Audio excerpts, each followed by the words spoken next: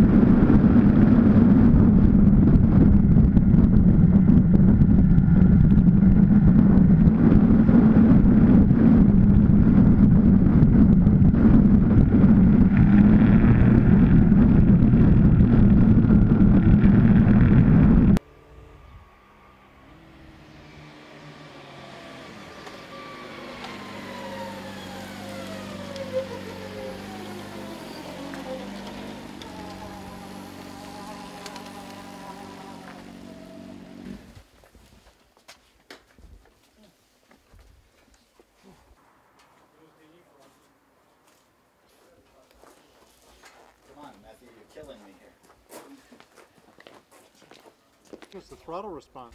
Yeah. Torque, 100%. No, it's not so much how much. It's just the connection. Oh, it is. It's you feed it in. It's nice and smooth. Yeah, yeah. There's no hesitation or bucking or. It's doing what you tell it to do with your Right. hand. Yeah, that's good. Yeah, you'd think there would be some snap back and forth, and it's not there. No, and there's no driveline lash. Yeah. It's just like it feels like a direct connection. How was the sitting? Sorry? How was the seating position? The foot pegs are great. Seat was fine. Yeah. Reminds me sort of like a Triumph 675. Oh yeah, yeah. That's a nice little. It's a nice little flickable bike.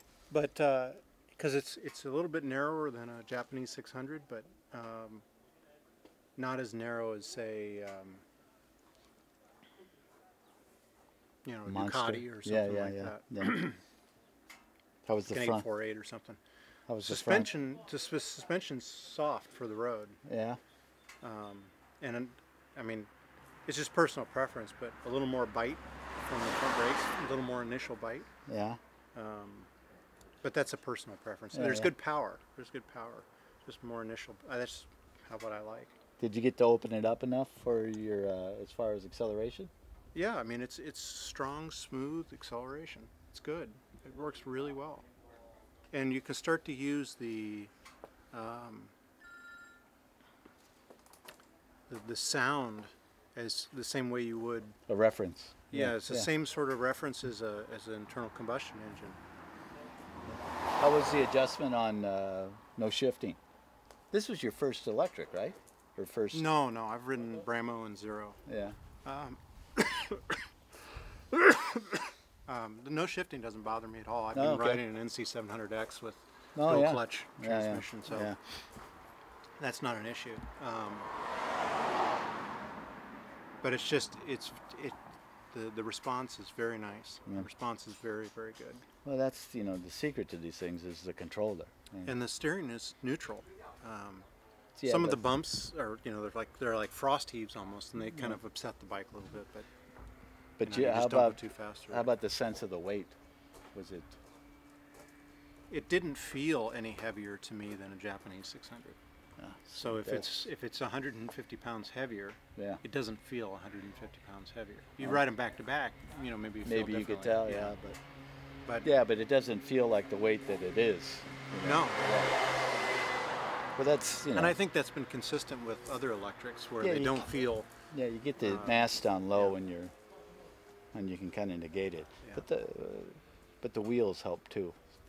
Sure. As far as feeling. But the steering geometry is nice. The overall feel of the bike. It doesn't feel like you need to be farther back or farther forward. I mean, it's a nice combination. I might play, if it were mine, I might play with the position of the bars a bit. Yeah. But that's it. I mean, the foot peg location is really nice. I'm 6'2", and it's a good position. Can you ride on the front end? Did you try to keep just riding with the front end on it? You mean trailing the front? Yeah, sure. Yeah, trailing. It was easy. It's neutral. It doesn't want to stand up in the middle of the corner or anything like that. That's good. That's good. And then accelerating out, it was. Yeah, it's just how much you give it. Yeah, It's smooth. It doesn't feel like it's going to jump out or get away from you or anything like that. Or spin up. No, you don't have that feeling at all. No, it's very forgiving, actually, the way it feels. Well, that's good. We like forgiveness. But it doesn't feel like you're in over your head. Yeah. You run into a corner too fast. That's a different thing. But in terms of coming out, accelerating, It doesn't sound like it's gonna low or high side you off. And the compression or the built-in compression braking is really interesting. You get to just like the last few percentage points of the throttle closure, and you really feel it. And it's somewhere between a 4-stroke and a 2-stroke, Yeah. where you get absolutely none, but or some, with a 4-stroke you get some, especially now with the lighter flywheel bikes. Yeah. The old 2-strokes, you got. I had an RZ350 for 20 years, so every time I jumped on it, it was like you throw it into neutral. Yeah, I know. That's same thing with my RD. It's just engine braking, you figured out how to use the brakes, or you crashed. Yeah. No, it's nice. It works well. So would you pay 25 grand for that as a retail guy? Well, I'm the wrong person to ask. I mean, because it's just, you know, I mean, it's not relative. Yeah, you know, yeah. To me, it's. It'll be interesting to see the bike in Milan.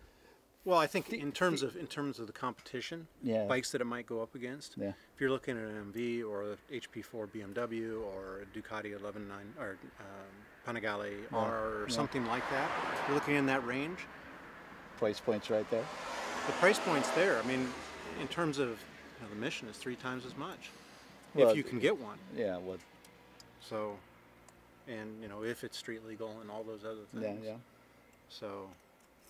Well, I don't know what they're doing really, so I can't speak to it. But this, you know, we built this from, you know, production in mind. You know, that was the whole thing. You know. No, it's nice. The chassis is a little bit different than some of the stuff out there, and But it feels like the a sport biggest, bike. Oh, for sure. Yeah. But the biggest thing is that throttle response. Yeah. That's It's really nice. That's the guy with the goatee. Yeah. Yeah, he did that. That's his doing. Allora, So we need to stay wider with the frame, and so we work on having the best grip. The pace, same or Yeah. Okay. For us, it's a Sport bike, but, you know, a commuter, city commuter motorcycle. But you don't have any kind of a tensioner. tensioner or anything. Yeah.